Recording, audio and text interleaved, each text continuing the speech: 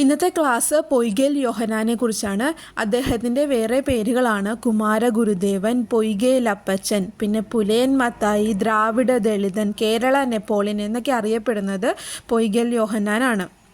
1921, 1931 എന്നീ വർഷങ്ങളിൽ ശ്രീമൂലം പ്രജാസഭയിലേക്ക് തിരഞ്ഞെടുക്കപ്പെട്ട നവോത്ഥാന നായകനാണ് ഇദ്ദേഹം.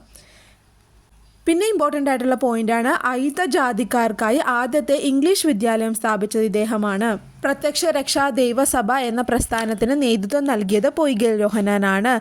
അദ്ദേഹം പ്രത്യക്ഷ രക്ഷാ ദൈവസഭ സ്ഥാപിച്ചത് 1909 ഇരവിപേരൂർ അല്ലെങ്കിൽ തിരുവല്ലയാണ് പ്രത്യക്ഷ രക്ഷാസഭയുടെ ആസ്ഥാനം.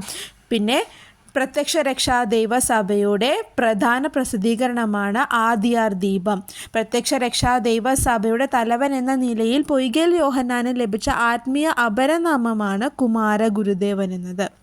അവശത അനുഭവിക്കുന്ന ജനവിഭാഗത്തിൻ്റെ മോചനത്തിനായി പൊയ്കേൽ യോഹന്നാൻ നടത്തിയ പ്രക്ഷോഭങ്ങൾ അറിയപ്പെടുന്നതാണ് അടിലഹള എന്ന്.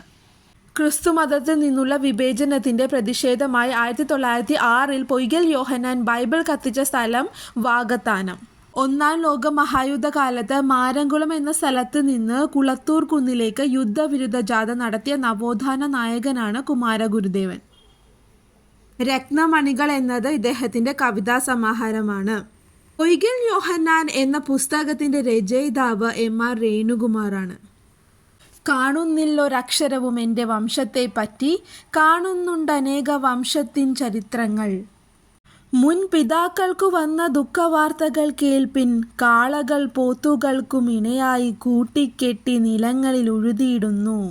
ഭക്ഷണം കിട്ടുന്നില്ല, വേലകൂലികൾ ഓർത്താൽ ഒട്ടും സഹിപ്പതില്ല എന്നിവയാണ് ഇദ്ദേഹത്തിൻ്റെ വളരെ പ്രസിദ്ധമായ ഉദ്ധരണികൾ.